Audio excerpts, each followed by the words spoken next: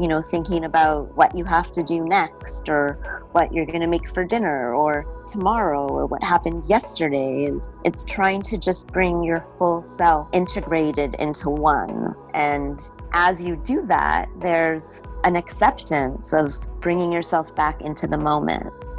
Welcome to Get Pregnant Naturally, where functional medicine and natural fertility solutions will help you get pregnant and have your baby.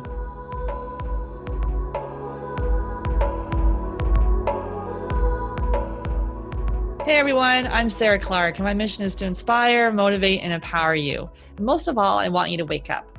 So with functional medicine, we can discover what causes infertility and eventually reverse the condition. Today, I'm welcoming Amira Posner back to the podcast, and we're digging into how to mindfully prepare for an IVF cycle. So definitely check out episode number 1, where Amira shares her own journey with male factor infertility and what to do when you go down the rabbit hole of infertility research and Dr. Google takes over. So Amira and I work very closely together. We co-facilitate the online Mindfulness Fertility Series. So this is a 6-week online program that helps embrace your fertility journey with proven relaxation techniques and stress management strategies to help you really regain control and cope with infertility in a much more positive way. So Amira Posner is Healing Infertility's lead counselor, and she's a professional therapist with a bachelor and master's degree in social work from the University of Manitoba. And she also has formal training in hypnotherapy, Reiki, and the relaxation response. Before we jump into today's show, don't forget to hit the subscribe button on iTunes or wherever you're listening to this to make sure you never miss an episode. Hey, Amira, excited to have you back on the podcast. Hi, I'm so excited to be here. Thanks for having me, Sarah. How's it going? Yeah, I'm great. Awesome. So we're going to dig into today how to prepare for an IVF cycle. And really, a lot of couples obviously come to us to make, diet and lifestyle changes. So using the tools of functional medicine. So they either get pregnant naturally, or if that doesn't happen for them, then if they do go on to an IUI or an IVF, then, they're dramatically improving their success rates. The cornerstone of a lot of this and a lot of work that we do is helping people, shift their mindset and really, strengthen their resilience and help prepare for either pregnancy naturally or IVF. And we've talked a lot about this before on the podcast about Alice Domar, who's the pioneer of mind body fertility, and her work there with people that have been in her group. And 55% of those women went on to conceive within 6 months when they add in these mindfulness techniques. So Amira is really an expert on this. So I just wanted to bring her back and have us and have her guide us through what to do if you are now looking to move to IVF, and how you prepare mindfully for that. Yeah, because it is a difficult thing to go through, and having preparation is really important. And I think one of the first and most important things is coming up with like a fertility plan, right? So you have an idea that for the next 6 months, I am going to try this and this and this. Or for the next month, we're going to do IVF. Or we're going to do IVF twice. So you have a bigger plan that helps to take the pressure off each individual treatment. So sitting down and really coming up with a plan, and that might be something that you would do with your fertility doctor after your first consultation, or it might be something that now, okay, that's right, I think that makes sense, because having just an overall plan will help you feel more in control, and it is something that we can control. We can't control what's going to happen with each cycle and with each treatment, but we can try to come up with a plan, and also it releases the pressure off each individual treatment. So that would probably be the first thing. So let's say you are going to move forward with IVF, and now in different parts of the world, there's actually funded cycles. So I live in Ontario, and right now there's a government-funded cycle that allows couples to have one IVF treatment cycle that is covered under OHIP. They don't pay for all the medication, and so you often, if you're on this wait list, you don't know when you're going to have your turn, and so you know that it's coming up. And for other people, they pay for the IVF out of pocket, and so they have more say in, okay, we are going to plan in August to move forward with IVF, right?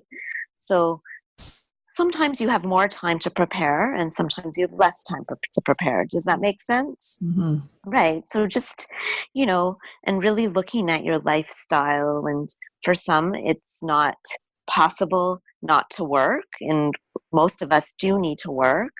But it is something you can plan to do it around a time when you're either less busy at work, or if you have vacation days, to try to have that available to you, so that, again, it releases some of the pressure of having to be a part of the treatment and also working, because it can feel like it's a bit of a job, because as you get into the IVF treatment, you're going to be going into the clinic more times during the treatment phase.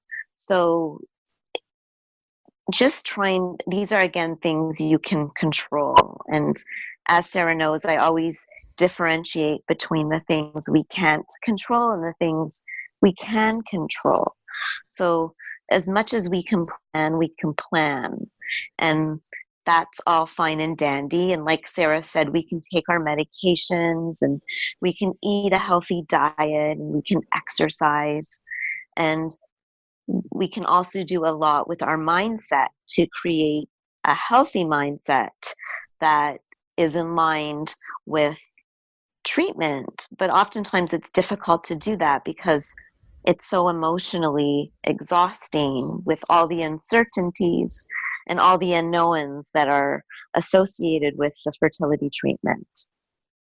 Right. It can be really overwhelming. And that's why, so yeah, obviously in a best case scenario, to see if, not doing this during a heavy, work period, if you can book vacation around it. And I guess sort of being able to, as part of the plan, look at that and see what you can do to maybe delegate or have people support you. And especially looking at boundaries too, like around those sorts of things. If you're, a lot of times we're so used to saying yes. So being able to say no and going, that's fine. This is what's going to be right for me and my partner right now. Yeah, it's so important. It's because essentially, if you think about it, like, you need to have a little bit more energy and a little bit more attention that needs to be reserved for yourself and for treatment. So the truth is, though, there are some people that don't have the reality of being free and not being able to take that time off.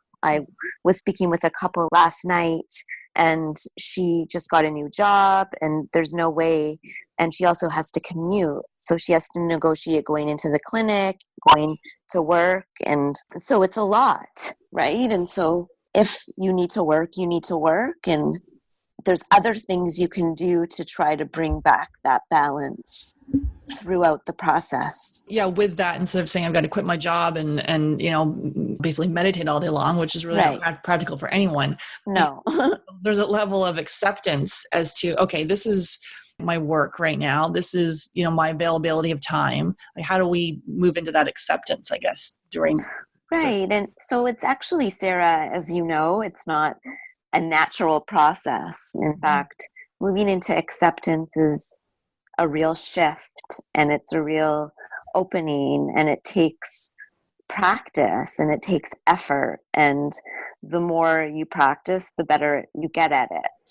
And you can just actually try it in this moment as you're listening to my voice and noticing that your attention may be hearing all the words I'm saying, but part of you may be distracted and, thinking about, what you have to do next, or what you're going to make for dinner, or tomorrow, or what happened yesterday. And it's trying to just bring your full self integrated into one. And as you do that, there's an acceptance of bringing yourself back into the moment. And that's what mindfulness is. And so that's a really big technique and tool that I teach in my groups and to my clients. And it's something that, again, you don't have to be a yogi or or a Zen master or not working and give up everything and just sit there all day on a mat. It's something that you can integrate into your life every day just by reminding yourself to come back to the present moment where your body is. Let your mind be there as well. And so it's difficult. It's not easy because as human beings, we're on autopilot and we're made to do and we're made to strive and we're made to multitask. And so oftentimes we're so busy and doing all these things at the same time that we're not in the moment. And when we are on autopilot, we are more susceptible to having these negative thoughts. And when we're in a struggle, it creates just a faster reactivity. So doing everything we can to bring ourselves back to the moment and back to where our body is through different grounding exercises. And that could just be, noticing when your mind's wandering or if you're in a negative thought, and just looking at the environment where you're sitting or standing and saying, oh, I see a tree or I see the sky, right? It's grounding yourself. It's grounding yourself back into the moment where your body is. And even if it's just for half a second, well, you get half a second of reprieve. Mm-hmm. And it's something that you can practice as you move through treatment, when you go to the clinic, as you wait for results, as you give yourself the injections, when you go to the retrieval. It's just bringing yourself back into the moment, because our thoughts are often a lot scarier than what's actually happening. Absolutely, yeah. And I guess as far as preparing, so looking obviously at looking at work and vacation, and then bringing awareness to the thoughts, because we want, and we talked about a lot about that in episode number 1 there, where we're going down that rabbit hole.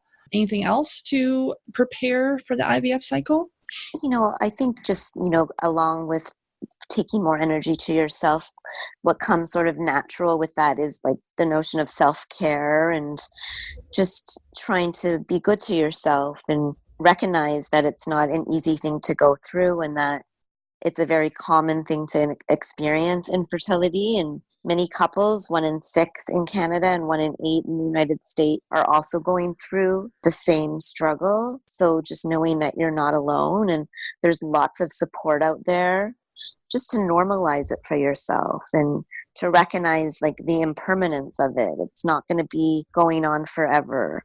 There's a beginning, there's a middle, and then there's an end. And having an openness as we go through it can help just in terms of the outcome and expectations.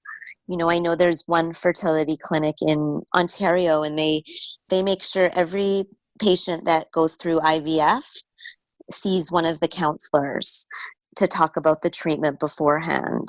So it's sort of like something that they mandate. And some patients are frustrated with that, but most actually find it's very helpful to get aligned with what it is they're going to go through from point A to point Z and get a real sense of the feel for the treatment. I know that some clinics provide videos for the patients to watch of actual patients going through the treatment, not real, they're actors obviously, just to show each step along the way. So it's, nothing's perfect and you can never feel like 100% prepared. So I just think about it in the sense that you want to just create the best conditions possible for your body to produce healthy eggs and to be as in your best condition to make everything as good as it possibly can be. And so that goes from your mindset to your body to just the energy that you're feeling, and then really just going forward with it and recognizing that you have a plan and that this is the first step. And it's scary. It's a really scary step for some people. This isn't what they necessarily wanted or imagined. And, so there's almost like a grief in it too. So it's a bittersweet process, if that makes any sense. Yeah, so I interviewed Maya Grobel from the documentary One More Shot for episode 27. And we talk about, she ended up having to do embryo donation or adoption. And she's like, when I started doing IVF 5 years ago, and then, donor eggs and asking her sister to donate, I never envisioned myself going to embryo donation. That was not on my plan, but it's being open to that. You don't really know where things are going to go, and sometimes, right, we go down that really worry mode of trying to predict, and maybe part of that is kind of planning too. How do you be flexible with your plan? I mean, I think that's all part of the mindfulness and the openness, and right, it's like, when you're pregnant and you're going to have your baby, you create a birth plan, as to how you want to deliver the baby. And you have to be flexible with that because, oftentimes, well, not oftentimes, sometimes, the baby's in a position where you need to have a C-section. And so it's the same thing, right? And I could make many analogies that have that same dynamic. And it's practicing being flexible, and it can start today with just being more flexible with yourself and your thoughts and how you feel about certain things, right? So, because as much as you can control your schedule and anticipate, well, today, on that day it's going to be the retrieval, well, then that's going to be the transfer. It's not always aligned to the plan. So there needs to be a flexibility and an openness to sort of move with it and flow with it. And, sometimes I've heard the craziest stories of situations where it did not go as planned, and it worked out despite not going as planned. Mm-hmm. And sometimes it doesn't, right? And sometimes a treatment isn't successful, and that's why having a bigger plan and knowing that either you're going to do another treatment, or you're going to wait and get yourself feeling more balanced and look into different options, right? So I think, that self-care piece is really important. And we've mentioned this in our group program too, that beginning, middle, and end, because sometimes when you're in this, there could feel like there'll never be an end, or the end will not be what we even want it to be. Right. Mm-hmm. Yeah. So, it's keeping yourself on track, because sometimes when we can just stop for a second and slow down, we can see that there may be a different ending that's in store for us. And we just need to kind of let go of the one that we had in mind so that what's coming can move in. And that's not an easy process. It takes a lot of work, and it can happen over a short period of time or many years. But most couples that, persist and go through fertility treatment and different options do end up becoming parents, right? It may not be the way they initially thought they would be parents, but nonetheless, they're parents. Mm-hmm. Absolutely. Yeah. And so, so at the fertility clinic, you're suggesting, if there is counseling available, to look into that, they have videos where you can kind of understand the procedures a little more. So I guess some people may find that beneficial, others may not. What's your take on that?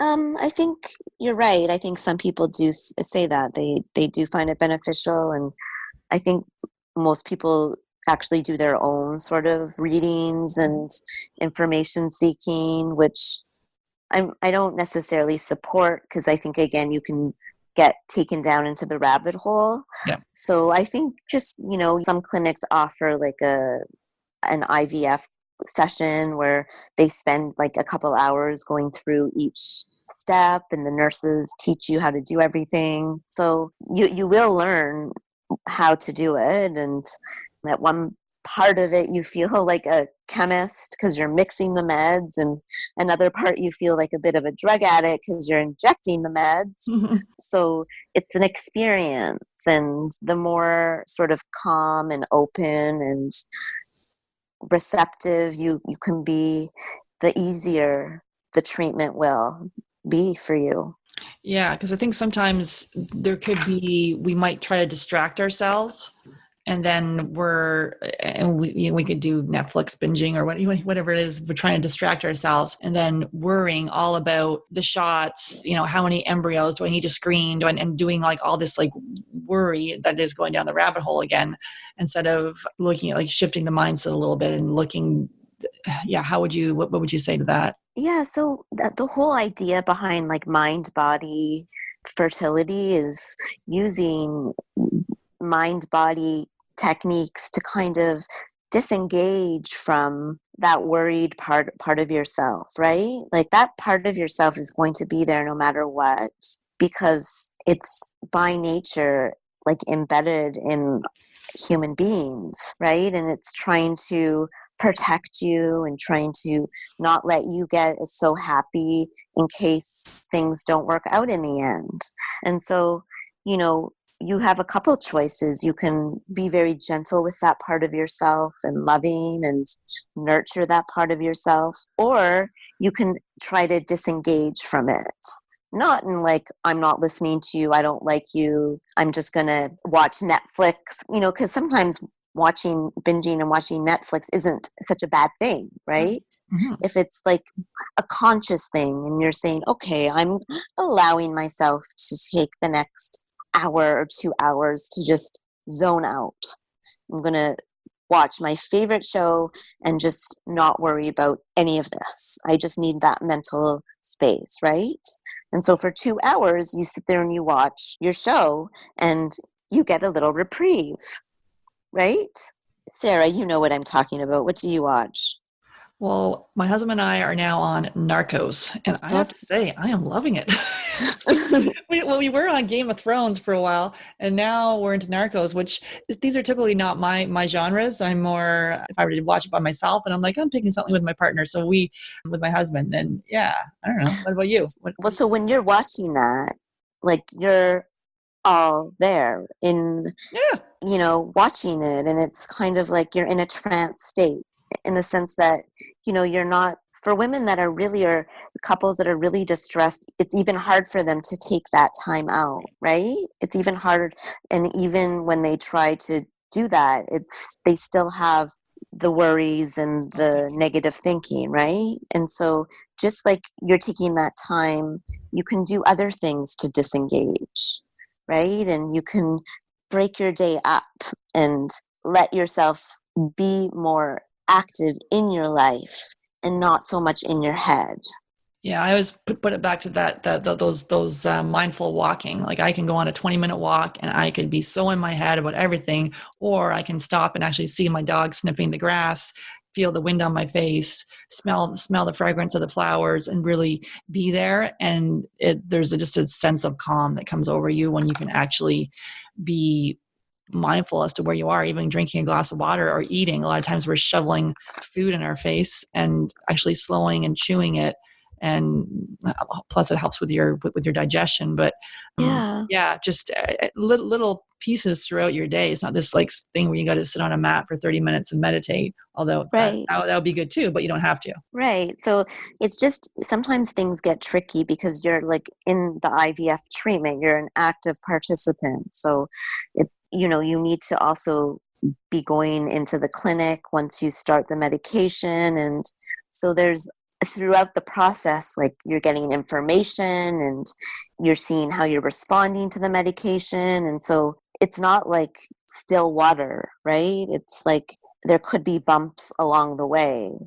Nothing's perfect, right? And so it's just trying to go with it, right? And so that could mean something different to everyone. I had a patient last week and she was doing her IVF treatment, and she was just going in to get the ultrasounds, and she wasn't responding how they had hoped. And so they turned the treatment into an IUI, right? So she never anticipated that. And we had the discussion about having that openness beforehand. So, she didn't know that that was going to happen, but there was openness to the process. So it wasn't something that totally took her off balance, although it was upsetting, right? Yeah, because some of the times you think you'll be completely, derailed. Where if it's with that approaching it with that openness and flexibility, which it's easier said than done, right? It's just right. It's easier said than done, except for cultivate it. Yeah, it's hard though. Like when you think about that happening, and if you're going through an IVF cycle and you think, oh my gosh, that would be horrible if that happened. Mm-hmm. But the mind makes it to be so much worse. When it actually happens, it's a different experience. That's right. Right? Anything else with the preparing for IVF? Anything else, other suggestions you have to help? I think, so one of the things that I talk about in the IVF preparation is, I use an analogy, and it's the garden analogy. And I think about the womb as a garden, and the seeds that you can plant the earth to grow beautiful flowers as the follicles, right? And so just like when you go to Home Depot or Lowe's and you get whatever you want to grow in a package, and you open the package and you spill them out on the table, and they're all the same, they all look the same, even though they're all different, they're all look very similar in size and shape, right? And so at the beginning of the IVF process, that's essentially how your ovaries and the follicles look, just very tiny. And oftentimes this is a result of being on the birth control pill or another down regulating medication. And then the injections, I often think of that as the water for the follicles to grow, for the eggs. It's what they like, that's what they eat, that's what they flourish in, right? So just changing the way you're thinking about the medication and the effects it has on your body. And every time you do an injection, thinking about, okay, they're going to have their lunch or their dinner, and this is the golden serum that's needed to help each of my beautiful eggs to develop. And then you're gearing up for the retrieval. And so the retrieval is the part of the treatment where they take out the follicles. And at that time, they would have a sample of sperm, and they would actually make the embryos in the lab. And so I use the word elongated pap smear to describe it. Yeah, it's different for everyone, depending on your threshold of pain and your fertility experience and who you are. And so this is an excellent time to use the mind-body techniques to help you just disengage and to go into your body and to relax. Because you want to relax, because the doctor's busy trying to get all the precious eggs. And so the process takes anywhere from, it would probably be different for everyone, just depending on how many are retrieved. And they would make the embryos, and then you would go home after the retrieval, and it would give yourself a chance to start to feel better and get yourself back into balance. And you wait to hear from the clinic, and they tell you how many embryos they were able to make. And it's an exciting time, but it's also a little bit anxiety provoking because, again, you've done all that you can do, and it's at that point out of your hands. And so for most clinics, they like to wait for 5 days to watch the embryos in the lab, and they'll wait until the 5th day until the embryo is a blastocyte. And on that 5th day, the patient will either come back and have a transfer, or sometimes they'll freeze the embryo and the patient will come back at a later date for a frozen embryo transfer. Yeah, and we offer on the Fab Fertile site, you can go to Get Pregnant Freebie, FREEBIE, so Get Pregnant Freebie, and it's the guided fertility visualization, and that actually takes you through the fertility garden, and Amira actually has recorded that, so that's a good visualization to help with this as you're planting the seeds for the garden. But those are some good analogies actually you used about the different process as we go along. Sometimes the process potentially could be, yeah, it could be scary. And especially if you've done this before. So if it's new, there's anticipation and excitement. But if it hasn't worked before, what's your take on that one? If it hasn't worked? So like, you mean if you're on a second cycle? Yeah. Yeah, like if you're on a second cycle and the first one hasn't worked, I think, a different treatment, often there's a different protocol, though sometimes it's the same. And every treatment is different. So every single month is different. Every month that you ovulate a different egg is different, right? And so you can get a different result with a different treatment. And sometimes things don't work out for whatever reason the first treatment, and a different protocol is tried, and that ends up working better, right? But I don't think you can really, from one cycle, make a decision that it's not worked or it's not going to work, even if it didn't work. Mm-hmm. Yeah, because as you say, well, it only takes one. Right. It only takes one. It only takes one egg and one sperm. And sometimes it's hard for people to believe that, but it really only does take one. So having that in the back of your mind, that it only takes one. And as a woman, you're born with 2 million eggs, Mm-hmm. immature eggs. And by the time you hit puberty, I think you have 500,000, which is still a huge number. And so to think that there must be a few good ones in there is a really positive affirmation. Yeah, The Miracle of Life is a good video. You can check that out on YouTube. It goes through the whole from concept, the egg going to the sperm, and it's all through music and it's animated. So it's quite a good thing to actually visualize the process, seeing as it's happening in your body. Mm-hmm. Mm-hmm. Yeah. And then sometimes we need IVF to make it happen outside the body, right? That's right. And as far as what about you talked a little bit about going with the flow. Yeah, it's a practice, and it takes work and it takes effort to go with the flow, especially if you're a type A person and you like to be in control of things. Then it's a practice. It's just kind of witnessing like the way you are and the things you like to control, and releasing some of that pressure, and just almost opening yourself up. And there's a couple of things you can do in your body to sort of open yourself up. One is the half smile. We've talked about it before, Sarah.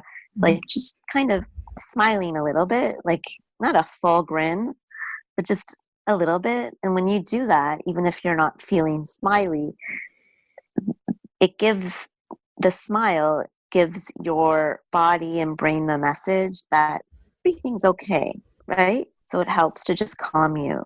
And then also taking your hands, the palms of your hands, just opening them up and extending them out, your fingers.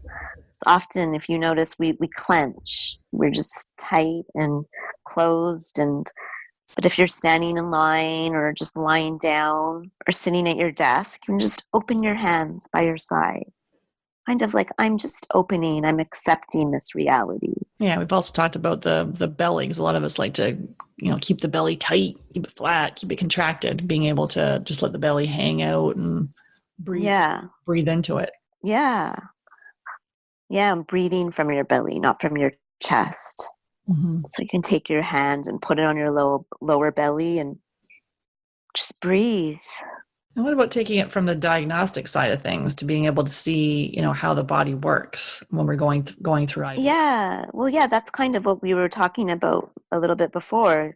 Like if you have an openness, then, each treatment can be seen, each step along the way, they're getting more information about you. They're going to be able to see what my eggs look like, what kind of embryos we make. Some have their embryos tested. So it's like diagnostic. They're getting more information. They're looking more closely. Yeah. And we've talked about this during our chat here about shifting perspective, because a lot of times people, when we're working with people, it's people get very upset.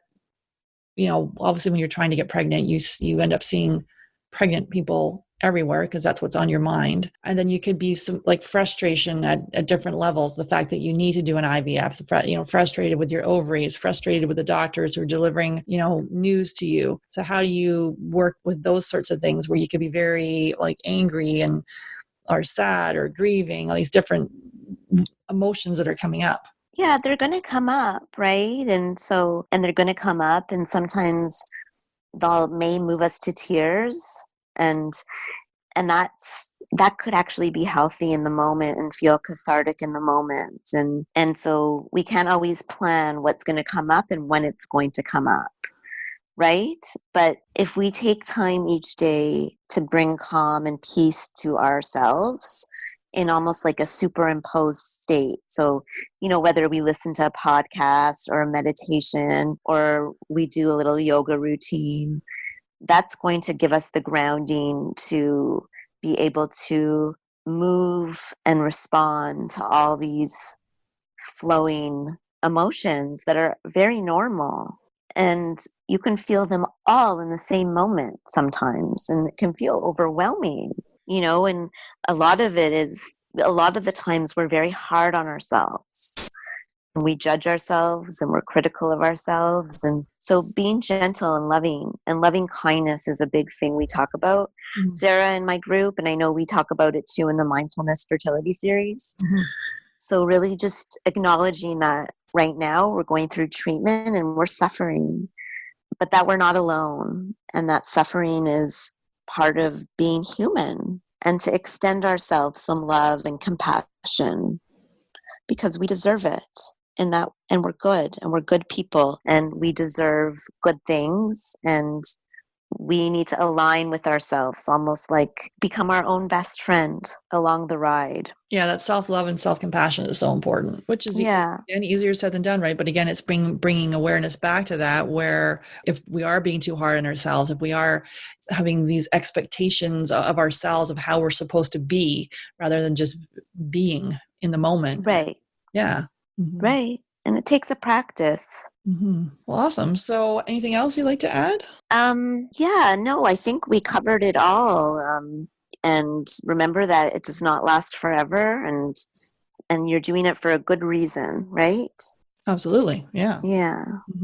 Okay. And so Amira and I are co-facilitating the Mind Body Fertility Program again. We ran our last one.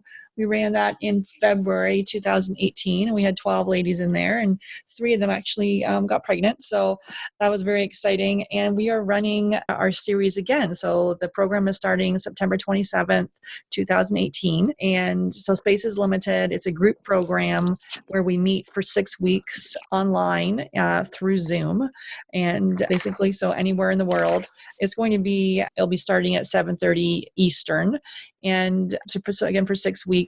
And really, a really big part of this is the community of women that are trying to conceive, not the exact same situation, but trying to conceive and being in this sort of safe container together, sharing what they're going through. And then as you're able to show compassion to someone else, then you can then shine it back to you, which is very, very empowering and can kind of really help you as you move through this journey.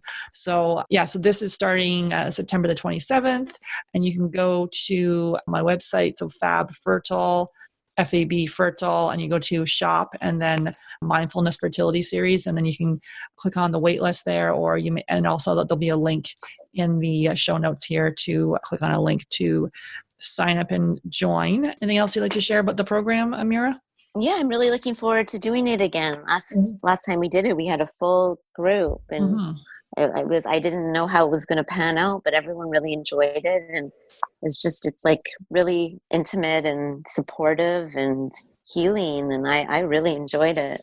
And it is really that layering of like each week you'll get a little exercise to do, and it's layering those mindfulness tools each week as you go further. And then at the end of the 6 weeks, kind of like you've got this little tool belt that you can access at different stages wherever you may be in your journey. And it's just it's really harnessing the power of your mind.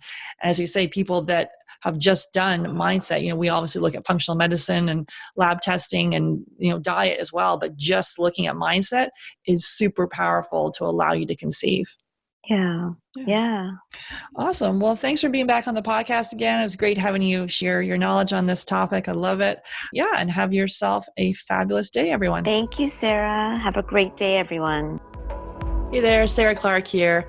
So are you struggling to have your baby? First of all, please know that my heart goes out to you. I support couples worldwide who are struggling with infertility to conceive and have healthy babies. Women like Rita, who gave birth to her beautiful daughter after following my fertility coaching system. Or Danielle, who after 2 failed IUIs was able to get pregnant after a supercharger fertility discovery call with me. So here's how you get my help for free.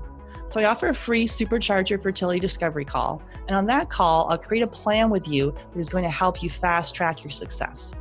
So this call is not for everyone. And I'm really picky about who I get to speak with.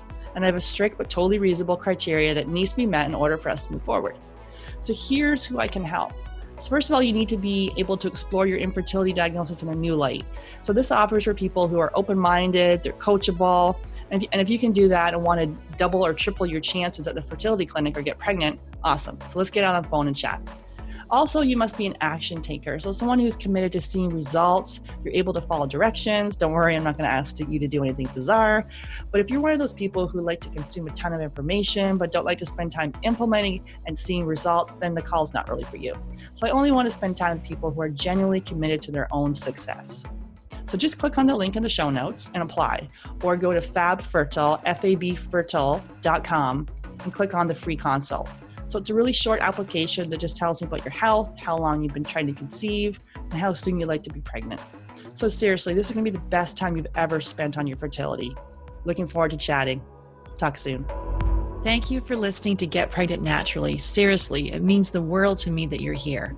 Make sure you hit the subscribe button so you can be notified of upcoming episodes. I'm excited to offer you a special gift. If you're a U.S. resident, text FERTILE to 345-345.